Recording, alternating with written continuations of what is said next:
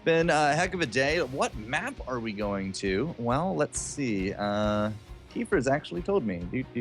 All right, Goon Squad said they don't want to deal with Dragonshire, so there's no Dragonshire. Fraud bans Tomb of the Spider Queen. It's too brawly for them. Haunted Mines is the return. And then Blackheart's Bay was the final ban, which left us with these three. And it was actually the map pick from Goon Squad to say Sky Temple.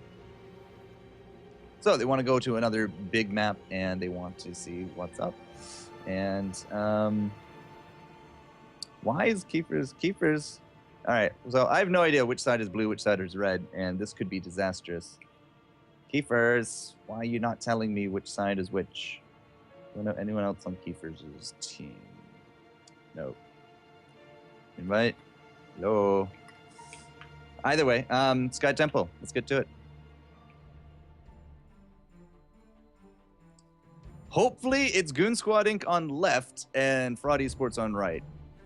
This is going to be really terrible if it's not, but Fraud is actually going to be the first pick, would you believe? So we don't really have too much on the board so far. Fraudulent Esports saying, let's get rid of Jaina. And then the response from Goon Squad is Lost Vikings. So bigger maps do actually give us some trouble. Why can't I accept Finn? There we go. Oh, Kiefer's invited me to a game. And of course I'm wrong. Balls. Why do not teams tell me this stuff? Reset. All right, let's try this again. Fraud Esports is going to be on the left, and they get first pick, and they banned out Jaina. I love teams sometimes. So the Jaina and into the Lost Vikings. We don't want to do with Vikings like ever. So Kiefer's just asked me, how do I know which side is blue? It's the one called Blue Team, Kiefer's. Sorry, I had to say that. Sylvanas is going to be the first pick up here from Fraud Esports. Once again, they want that silence arrow. They want that split push potential. These big maps, if you can take some of these fights, can take some of these objectives, infrastructure damage will be your top priority. Why are people continuing? I don't care. People just won't leave me alone, it seems. Do what you want, man. All right, so I'm just going to tell these teams, God, if I can ever type lobby. Big hint, the blue team is called Blue Team. All right, that's enough of that. Goon Squad have their first pick rounds as their timer did tick down a little bit for it. Vala and Zagara. It's lovely. All right, so once again, big split pushing potential. You win a fight, you go do some big structure damage, you do some siege damage, you take objectives, and these specialists are pro at doing this kind of stuff, absolutely. So not a surprise really to see Sylvanas as the pick. I'm a little curious about the Zagara. Goon Squad says that, with a Zagara, that's a very strong lane. She's likely to be either in the top or the bottom. I would actually say Zagara would probably be in the bottom lane of not Cursed Hollow, of Sky Temple. There we go. So Zagara likely to go into the bottom lane there of Sky Temple, just be her own lane. So Fraud Esports, it's their turn. They're saying, well, basically everything's on the table. Let's see what kind of strategy they want to run with.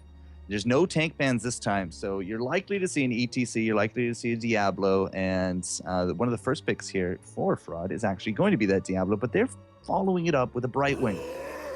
Now, is the Brightwing there to deter an Illidan pick, a Zeratul pick? Is the Brightwing just there for the global presence? There's a lot of positives towards a Brightwing, but the negative here is that the big upfront healing is just not really going to be there. Not until we see either Blink Heal or Gusty Healing at level 7. So it's a little bit of a weaker early game pick, but if you don't dive or you have superior numbers when you dive, it should actually work out well. And I don't want to say anything against it because we just saw in the last game, Capitals use it flawlessly. So much healing. It was really good. So Goon Squad, they need a tank. They need a healer. They probably want some kind of brawler. I mean, Tyranda's really huge right here.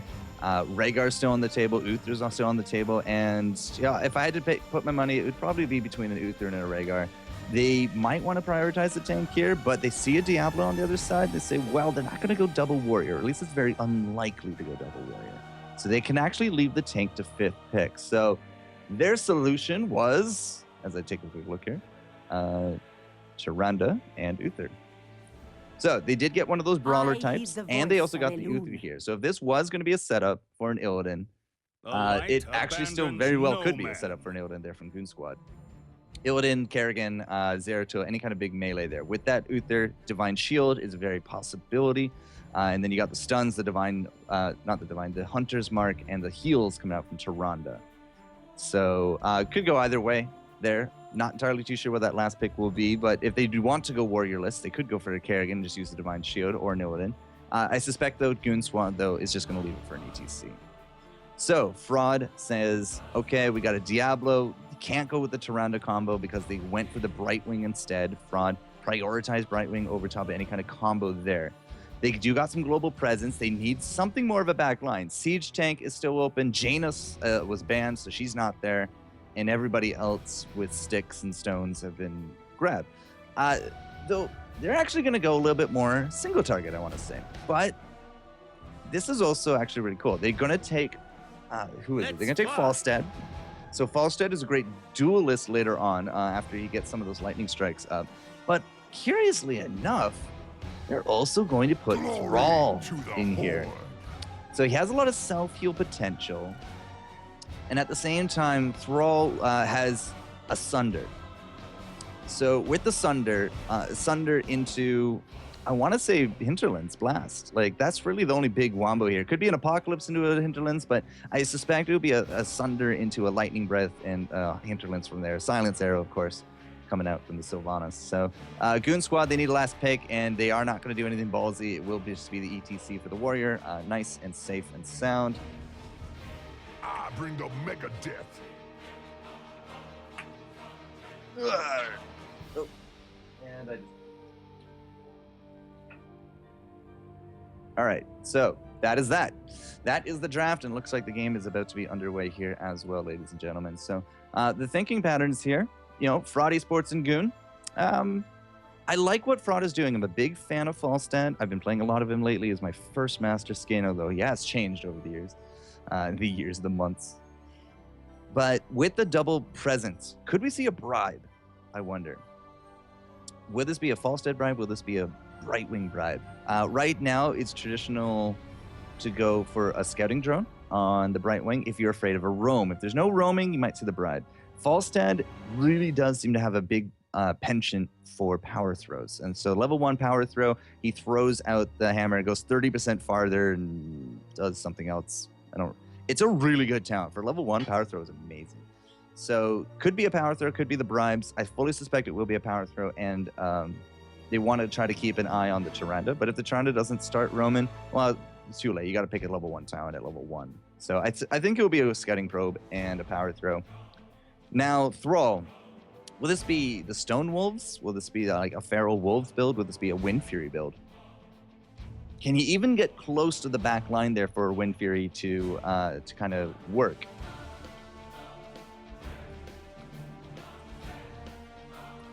All right, just giving them the heads up that we are ready to roll.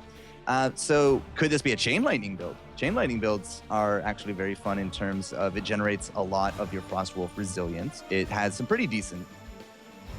It has a pretty decent wave clear, and at the same time, you can spam and spam and spam. You almost become like a ranged at that point. So you Sunder in, you got off your stuff, and then you just keep Chain Lightning. I suspect we'll see Wind Fury, or between Wind Fury and Feral Wolves. Yeah, I suspect it to be that. Now, ETC probably going to be playing pretty textbook. We do got some big auto attackers here with the Sylvanas, with the Falstad, with the Thrall. So it could actually be an imposing presence at level 16 for ETC, but to match the global presence, he's almost guaranteed to take a stage dive. It didn't work out for Nick Hotz and crew. I fully suspect it to work out here, though. It is a big map, and he can just be on a point where he's fighting somewhere else, he's getting tempo shots, and then he just joins through a stage dive. I absolutely think that could happen. These guys are really taking their time. Somebody's apparently in the bathroom, so say it'll be. But you know what? We don't actually have to stay here at all. We can just fade in. There we go. Fading in. So, yeah, there's a lot of ways that the teams here can roll. Last round, we saw an Owl build from Tyrande. And I think that you went Owl build with the Pierce because tributes require channeling. You don't have that here, I fully suspect. We're going to see a bit more closer to Lunar Flare, Lunar Blaze, Shooting Star, get that big damage numbers up, that bigger burst on the stun from the Lunar Flare. We might also see an improved Hunter's Mark at level 1. Because a Hunter's Mark, I think, is going to be the key one here. You have a Hunter's Mark, and then you just have people blow up whoever the Hunter's Mark is. Now, there's no Illidan, there's no Kerrigan, there's a Thrall. If we can blow up Thrall before his self-healing kicks in, that's going to be fantastic, especially if you can do it before he gets that ult off. But if you can't, we're spread a little thin, I want to say, for damage on Goon Squad. It may work, it may not.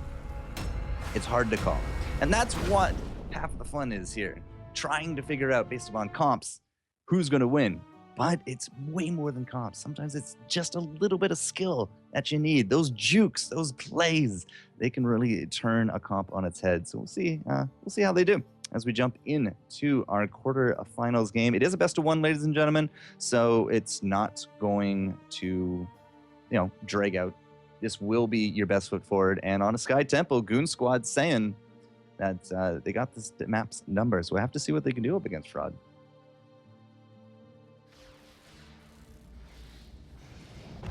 And we're in. We're here. We are ready to go. And welcome to the quarterfinals. Fraud Esports and Goon Squad Inc. Gonna be making up your teams. And Fraud, who apparently doesn't know that blue means blue, is the blue team. How win? Vital. Well, okay, Vital's actually subbing in tonight. Keepers, Anxiety, and Bella Morte. Bella Morte, really well known for Vikings. Unfortunately gets banned out most of the time these days, so has to go into other picks. Yoda going to be showing up here for the Goon Squad. Get Up, Goat, Teebs, and I believe Ghosty. I Ghosty, Hosty, something. He's the streamer. That's all I know. All right. It will be the Zagar into the bottom lane. Kind of figured that. She's a very strong laner. There's the scouting drone. It's actually Seasoned Marksman on the Falstead. Fantastic. All right. A little bit more auto attack centric, maybe. So we'll see. I'm curious, what kind of hammer build will we see from Anxiety on this Falstead? But he's up here with Vital. He's up here with Halwyn. And they're starting to push down that tower really easily, abusing that Vital, using that Sylvanas passive just to disable that turret. So a lot of damage is going to be going down, and Yoda Goat not really going to be able to deal with this. Even the scouting drone, put the scouting drone right there, means they can see Yoda and Goat over that wall. That's really cool. Teebs is now going to be coming in for the cavalry, but he's going to get defeated by Vital because the Banshee's haunt. He just teleports right behind him. Teebs can't do anything about that. And that's a quick turret. But what's going on in the other lanes? We got, well, nothing to go on in the mid. I mean, this is going to be a Snorefest. And Bella Morte, how well will he deal with Hosty? Now, Bella Morte doesn't really have much that he can do up against these creep tumors. Like, almost actually, there's no free option at any rate. It's going to be very mana intensive if he wants to try to clear those. But going back and forth, Bella Morte will have self-heals. He'll have continually be pushed up against these turrets. And that's okay as long as he can deal with it in fairly short order. If this if the fights keep prolonging closer to these towers, then we're going to start seeing damage go down because we're going to run out of ammo. But he's going to be okay for now. Nah, the mid lanes are not moving. The bottom lane, not moving. Teebs up here into the mid, and we got Vital actually holding down the top. Now, again, we pushed really hard up here with that early push with the Sylvanas, with that Falstead. So already the gate is down. We're going for that fountain. Fountain's out. It's out of there. And this means that have they actually put up enough damage for this entire laser show to take down this fort? Because that would be a really excellent first fort. Mid didn't do nearly as much damage, so they're not going to get a fort. In fact, Keepers throwing Get Up into here, there's no towers. So, I mean, it's just basically lane dominance. And yeah, I think we have enough. Here comes the money shot. Money shot will be first tower. Oh, man. First tower, first gate, first fort, and first well, first fort. Really cool kind of tactic there from Fraud Esports. So they jump ahead in experience a little bit. They were lacking just a bit. But we also have a rotation now coming. Anxiety is going to be holding down mid up against Uther, which should be fine. You can stun Anxiety, but you can't stun that lightning rod. So Get Up has to be very careful when he actually goes in, especially if there's going to be a roam. So Falstead, because I'm really curious what Falstead's actually going to do. Vampiric Assault. So level 7. Will that still be Boomerang? Will that be first aid? Is he going for a one-on-one kind of build? He's definitely not a mage, not with this opening. He's definitely going to be more of an auto attack brawler from Anxiety. So we're going to keep a close eye there. We have double Envenoms, not only from Sylvanas, but Thrall. Hal, actually not going Envenom, went for the Protective Shield as a good healing right wing should. It's not a battle link today. But Bella Morte and the Sylvanas on those Envenoms, that is super scary. Like double Envenoming someone. Let's say you get Goat, for example, there, right? I mean, that's going to be half his hit points right there. You get Posty, who likely is not going to be taking Rapid Incubation. He never takes Rapid Incubation anymore. In fact, I would not be surprised to see that Creep Tumor come out again. Level 7 Creep Tumor. It's going to be on its way, gents. But we'll see. We'll see. There it is. There's the Creep Tumor, level 7 achieved. It is going to be Secret Weapon. So he is going full auto attack. Anxiety Law, the god. Absolute god. All right, so... All right, just to talk about this, I've seen this build apps once. It was in Europe. And Secret Weapon deal... Basic attacks do 80% damage. Bonus damage, sorry, when hammering is in flight. Normally, you would actually pair that with a power throw so that it's in flight longer. But with the Secret Weapon and that Seasoned Marksman, he's going to be hitting like a truck. Like, people are not going to be expecting that kind of burst. And that's all it is. It's just extra burst. I mean, you throw out the hammer, you're not talenting the hammers, so it's fine. But it does get off a slow, and now with those auto attacks, like, there's the hammer, but unfortunately, see, it's a very small window. Anxiety's got to be really on point. He has to, like, barrel roll in, throw out the hammer, and then get maybe 1 to 2 auto attacks. That's about what he's going to do. So either way, level 8, both sides. Everybody's coming down. We took down those top bruisers. We're coming in for a fight, but Teeb, oh, those heals so close. It's going to keep him alive, though. Now Keeper's actually got to be very careful. He has those Hydralisks on him, and Diablo's actually going to be the first kill here, going back and forth. No trades, a lot of low hit points, but it's still the advantage to go from the Goon squad. They took out the Bruisers top, immediately made their way bottom, looked for a fight. They're not going to take the rest of this temple because Diablo is just way too far back. I don't think we have the map positioning here, and we only got a few of those shots left, but still, we're putting up that front. Here comes the Diablo, down to 2, down to 1. Did they get it? Yes, red team actually collapsed and got that, and there is not going to be a happy ending here for Fraud Esports. They got in, but it was way too late.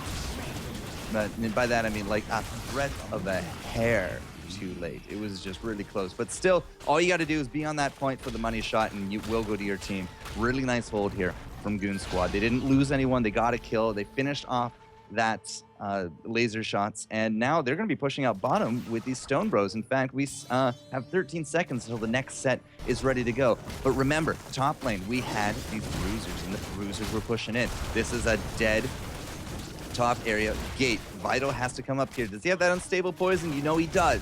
So the wave clear is good. That's why everyone's blowing up here. He can absolutely take care of that, and he has now accomplished that mark. Anxiety Law has actually been soloing out the bruisers here himself. Here comes Vital, but he does, again, remember, he has the auto attacks. He has the vamp, so he's able to do it a bit very slowly, but he did it. Problem is, bottom lane's been pushing in. Here's those giants. Yet again, the fort is gone, level 10 for both sides. We're actually now going to be posturing in. Here comes the apocalypse. Where's Anxiety? Anxiety coming in. He's a little late to the party. He's going to get Devouring Mod. We're still looking for that hinterlands. Keepers, low hit points. He's going to get those heals. Vital into the back. Looks like he's going to be okay, at least for now. His team's going to be chasing him down. No, the Hydralisk did on top of Sylvanas, and now Anxiety is going to be on that retreat. The hinterland blast was not there to combo with that apocalypse, and it was basically a wasted big rotation because still at the end of it all, a fort goes down, 4 kills to 0.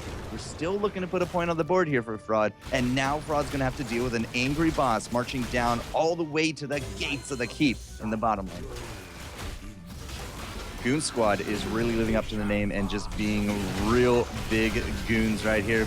Bella goes in. He's trying to stop that out, but the Thug's life is too strong, and the goons push him off. Teebs gets overthrown, and he's actually going to drop. Finally, we got a kill on the board. Yoda has to use that vault. Here comes some Chain Lightning, and it's just not going to be enough. Unless Keepers can somehow catch up to Get Up, it's not going to be a kill, but there's a good Stone Wolf and the Pharaoh. It's enough. Keepers goes in. Get Up with the heal, but we're disabling out these towers. That's not going to be enough to get this kill. We saw the shield on top of Yoda. They get out alive, but they had to burn the Divine Shield for it.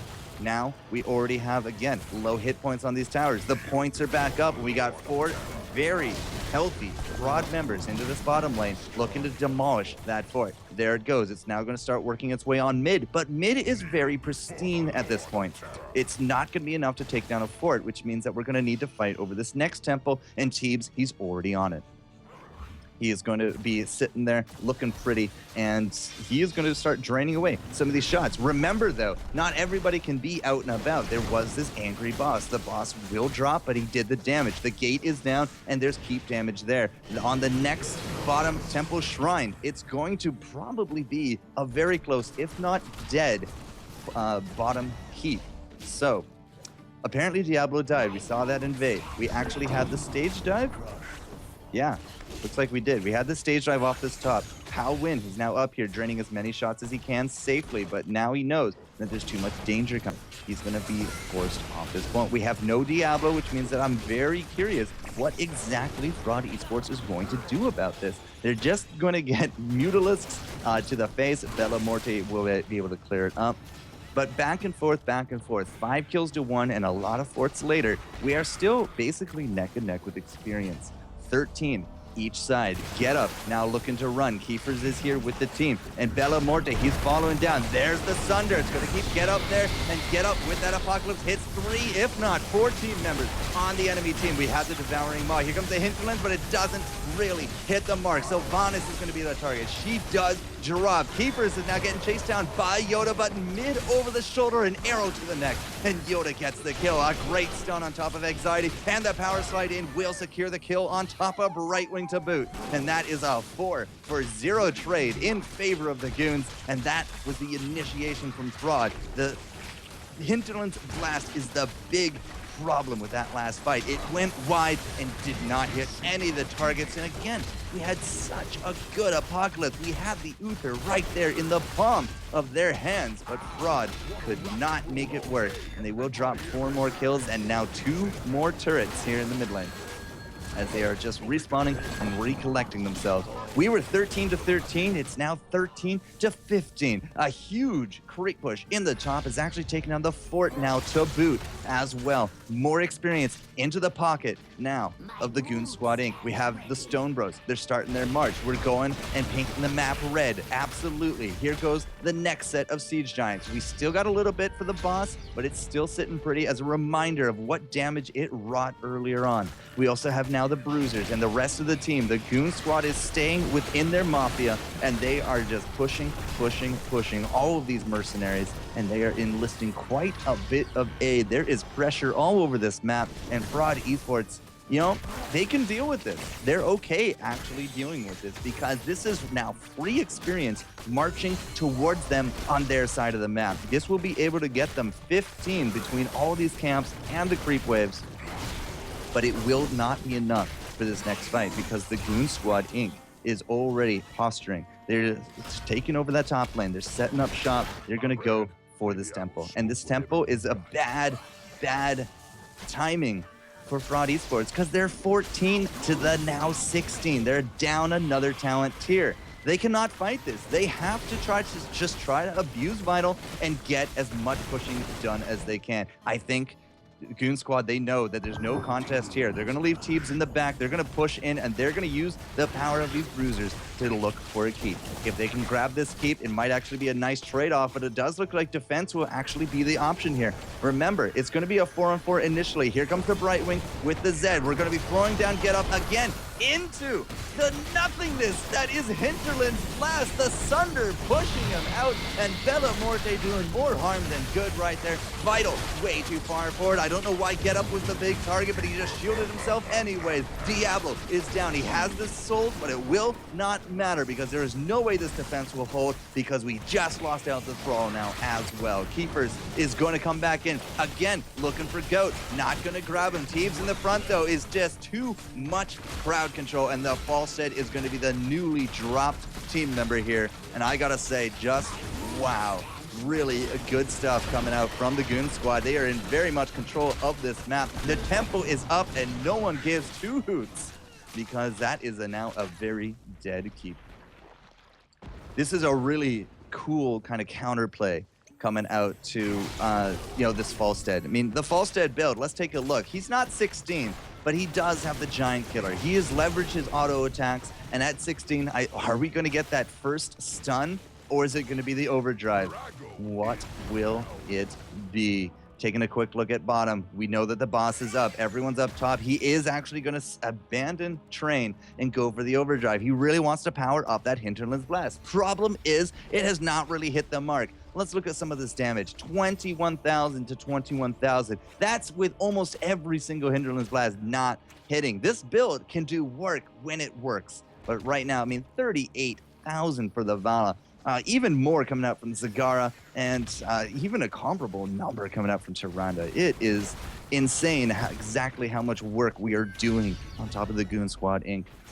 The healing up there as well, of course. And now with level 16s, at least we have a better shot here from Fraud Esports. They can at least fight on even tiers, if not even levels. And those 2 extra levels is base hit points. It's ability power. It's just all that base scaling, looking to do really good things. Again, they're going for Illidan, they're going for Uther, who just shields himself.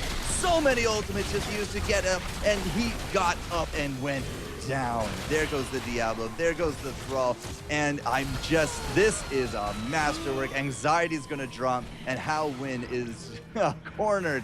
Little BMing Fairy Dragon. Every time they go up to get up, he just gets up, shields himself, and then gets down with the sickness. It's ridiculous. Why are we doing this to Uther? Go for Yoda. Go for Hosty. Go for anybody else that doesn't have invulnerability and ghost forms to contribute to the fights. It is really spectacular to see Goon Squad actually taking this game 18-1, and they are looking for this core win and moving on into the semis here, the ESL Go4Heroes Americas Cup number 22. GG's, ladies and gentlemen, and Goon Squad Inc. is gonna go home victorious and advance to the next round.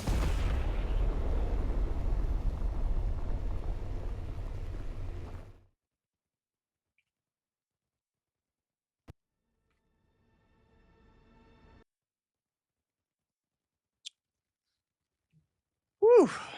Goon Squad with 18-1, level 20-16 by the end of it. They had that number, man. Every single time Fraud Esports tried to remove Uther out of the equation, and every single time they were denied. Bellamorte, Vito, Howwin, Kiefers, and Anxiety gonna go back to that drawing board, as it will be Teebs, Get Up, Goat, Yoda, and Hosty moving on to the semis. Really fun stuff. Yeah, really fun stuff.